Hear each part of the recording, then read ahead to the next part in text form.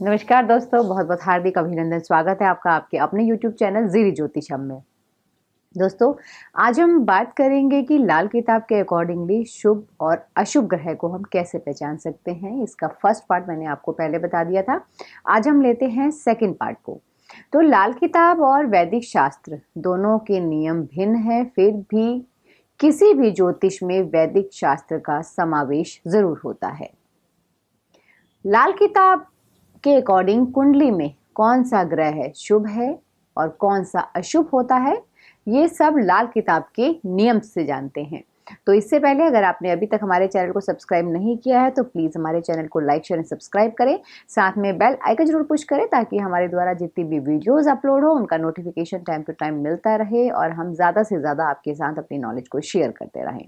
दोस्तों, अगर आप किसी ने भी लाल किताब की ऑनलाइन क्लासेस लेनी है तो आप उसके लिए भी हमारे को कांटेक्ट कर सकते हो। उसके लिए जो हमारे नीचे दिए गए नंबर्स है उस पर आप हमें कॉल कर सकते हो। और अगर आप अपनी कुंडली के बारे में कुछ उसके विवेचना करवाना चाहते हैं या अपनी कुंडली को दिखवाना चाहते हैं तो उसके लिए भी आप हमारे साथ कांटेक्ट कर सकते हैं और हमारे नीचे दिए गए नंबरों पे कॉल कर कर आप अपनी अपॉइंटमेंट बुक करवा सकते हैं। राशि छोड़ नक्षत्र भूला नाही कोई पंचांग लिया, मेष राशि खुद लग्न को गिनकर 12 पक्के घर माना गया। कर भला हो भला अंत भले का भला। दोस्तों, शुभ या अशुभ ग्रहों को जानने का ये हमारा सेकंड पार्ट है और इससे पहले वाला जो पार्ट था उसमें हमने आपके साथ डिस्कस करे थे गुरु बृहस्पति, सूर्यदेव, बुध, मंगल और शुक्र के बारे में हम लोगों ने आपके साथ डिस्कस किया था।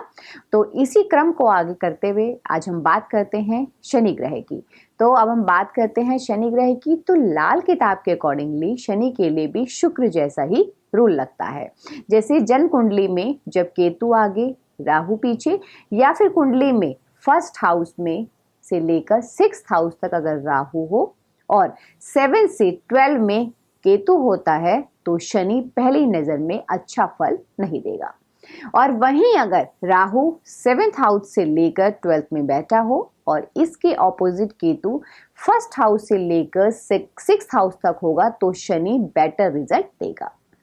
और वहीं अगर 7th हाउस में या 10th हाउस में शनि के दुश्मन ग्रह बैठे हो तो भी शनि खराब हो जाता है, या चंद्रमा 11th हाउस में बैठ जाता है तो भी शनि को खराब ही माना गया है। ऐसा इंसान दूसरों को माफ नहीं कर पाता है, हमेशा दूसरों के लिए जेलसी रखता है और अपने कार्य में ध्यान ना देकर दूसरे के बारे में ही सोचता रहता है। तो शनि खराब हो जाए पहले रूल के हिसाब से और शनि भाग्य स्थान, आपका धन स्थान या फिर 5वें स्थान में बैठा हो तो ज्यादा खराब होता है या सभी सुखों को खराब कर देता है। इसमें से एक रूल है, शनि अगर 8th हाउस में अकेला बैठा हो और पहले के सभी रूल्स ना लग रहे हो तो भी शनि अच्छा ही माने।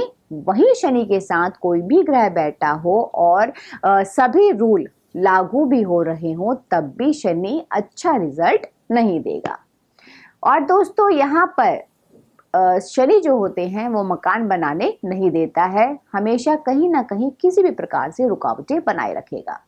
अब लेते हैं हम राहु ग्रह को। राहु वैसे तो शनि के, राहु केतु दोनों शनि के हाथ पैर माने गए हैं।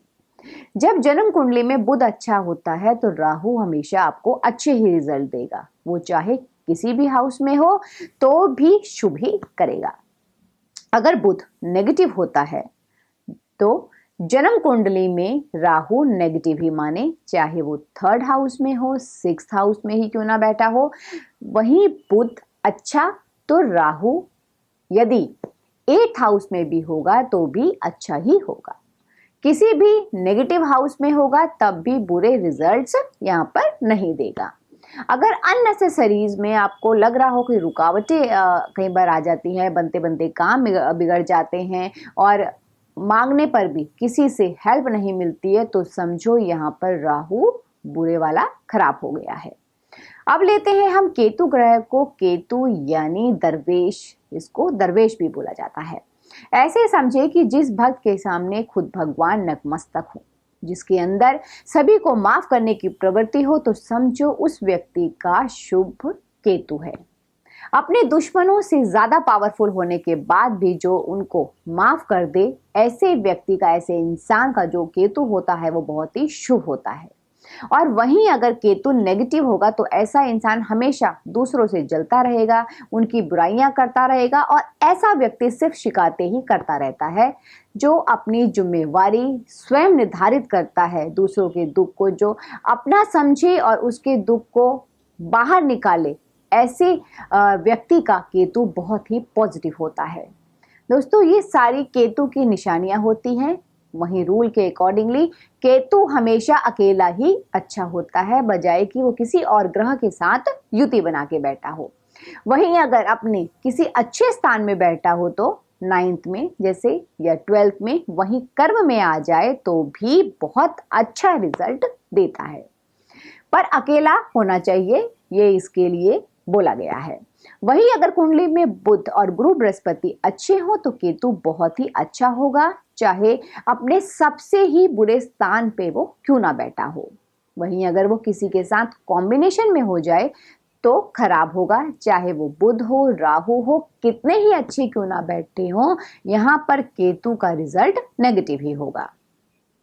दोस्तों, पहले पार्ट में भी बताया था, इसमें भी मैं आपको रिपीट कर रही हूँ, जब शुभ ग्रह होकर के अशुभ युति या अशुभ दृष्टि आपस में मिल रही हो तो ऐसे व्यक्ति, ऐसे इंसान बहुत ही स्पेशल सोच रखते हैं।